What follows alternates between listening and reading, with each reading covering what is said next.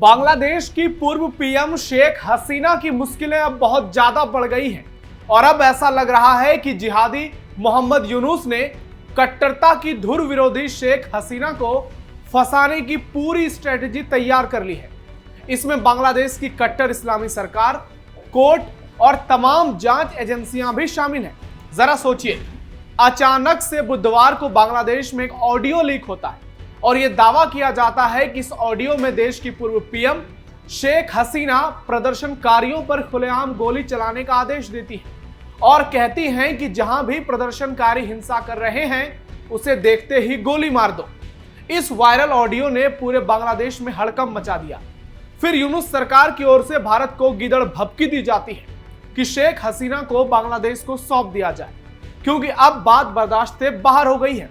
और इसके बाद गुरुवार को ही बांग्लादेश का ट्रिब्यूनल कोर्ट ढाका हिंसा में प्रदर्शनकारियों के मौत के मामले में पूर्व पीएम शेख हसीना पर औपचारिक रूप से आरोप तय कर देता है, जिसमें शेख हसीना पर मानवता के खिलाफ अपराध के आरोप लगते हैं, जो सियासी तूफान खड़े कर देता है।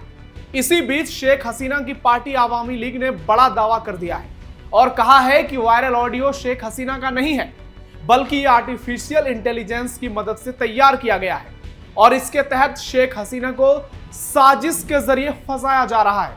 ऐसे में बड़ा सवाल है कि क्या भारत की हितैषी और कट्टरता की दुश्मन शेख हसीना के साथ बांग्लादेश सरकार ने बहुत बड़ा षड्यंत्र कर दिया है, और क्या अब एक महिला को सिर्फ इसलिए बांग्लादेश सौंपने की बात कर रहा है ताकि इस्लामी रीति रिवाज से उसकी सरेआम बेइज्जती की जाए। नमस्कार, कैपिटल टीवी के स्पेशल शो टर्निंग पॉइंट में आपका स्वागत है। मैं हूं नवेंदु।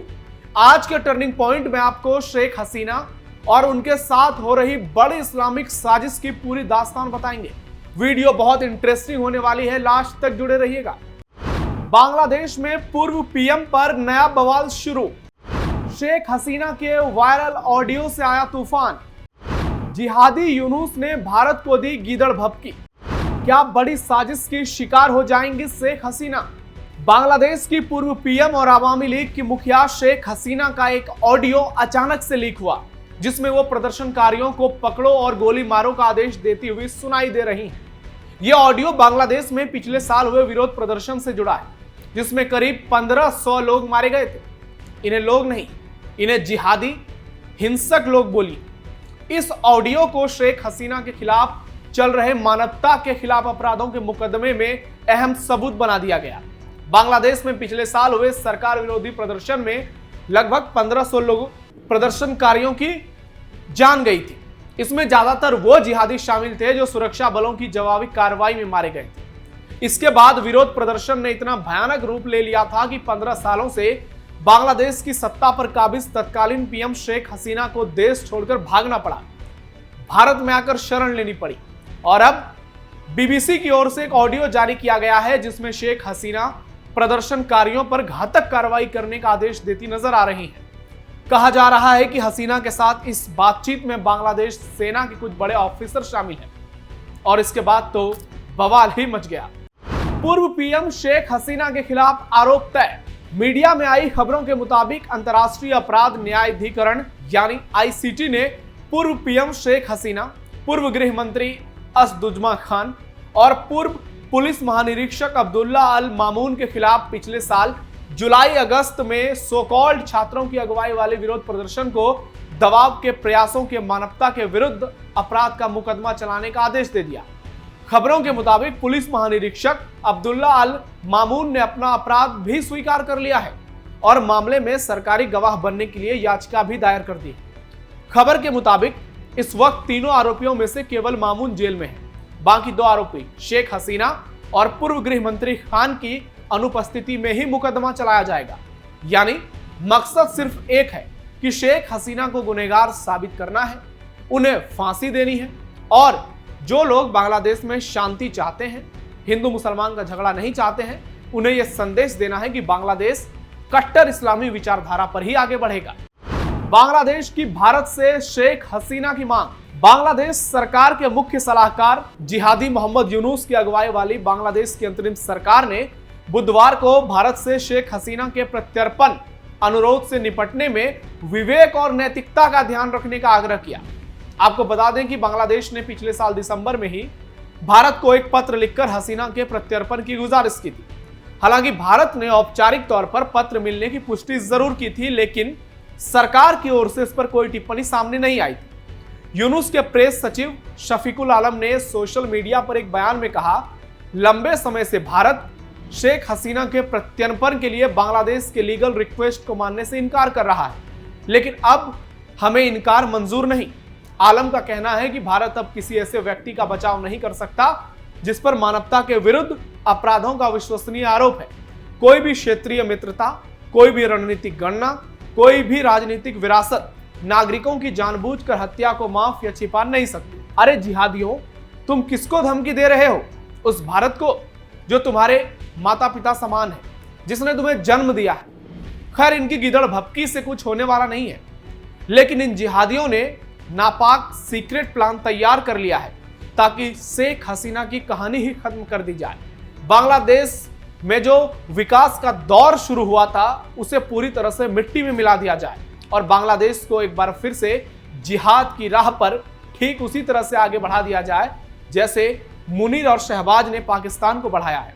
और आपको बता दें कि इन लोगों को पाकिस्तान का भी समर्थन है, जिहादी मुनीर का समर्थन है, मौलाना शरीफ का समर्थन है, और ये लोग पाकिस्तान और अमेरिका जैसे देश के इशारे पर बांग्लादेश में ये षड्यंत्र रच रहे हैं। अवामी लीग ने वायरल ऑडियो को बताया साजिश। बांग्लादेश की अवामी लीग पार्टी ने गुरुवार को पूर्व पीएम शेख हसीना की कथित लीक ऑडियो रिकॉर्डिंग पर सवाल उठाए और बीबीसी की रिपोर्ट पर भी चिंता जताई।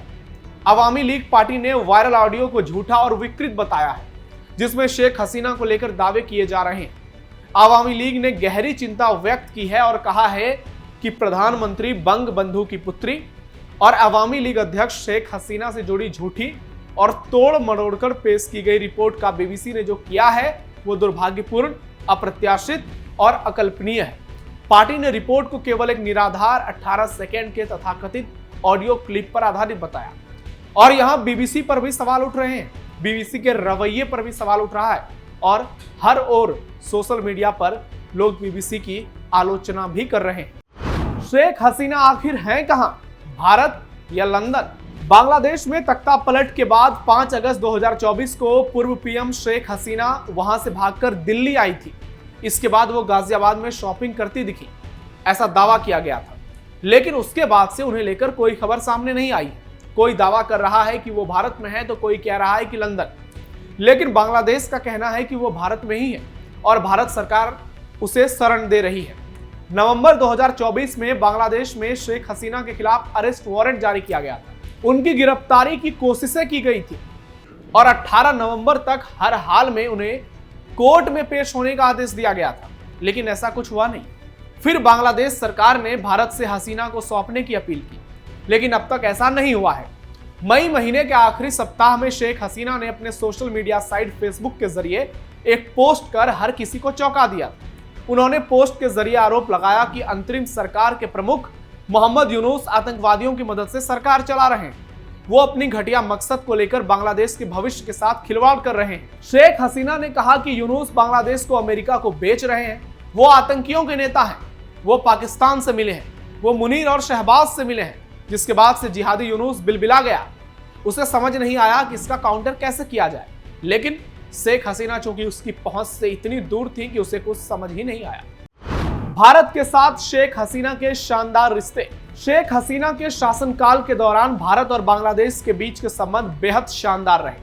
पीएम मोदी से उनके रिश्ते काफी सहज हैं। दोनों की पॉलिटिकल केमिस्ट्री बहुत अच्छी है, क्योंकि शेख हसीना हमेशा तरक्की और देशहित की बात करती है, जो वहां के जिहादियों और कट्टरपंथियों को पसंद नहीं आता।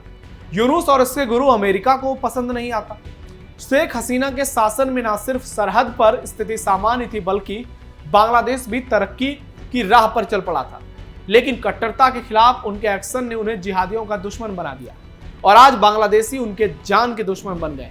वो साजिश कर रहे हैं कि कैसे शेख हसीना से बदला लिया जाए और इसलिए इतना बड़ा जाल बिछाया जा रहा है। और इसमें सबसे बड़े जो षड्यंत्रकारी हैं वो हैं सो कॉल्ड शांति के मसीहा, फर्जी नोबेल विजेता, मौलाना, जिहादी, कट्टरपंथी मोहम्मद यूनुस, जो बांग्लादेश को एक बार फिर से हिंसा की आड़ में झोंक रहा है, जो बांग्लादेश को बर्बाद करने की पूरी प्लानिंग कर चुका है।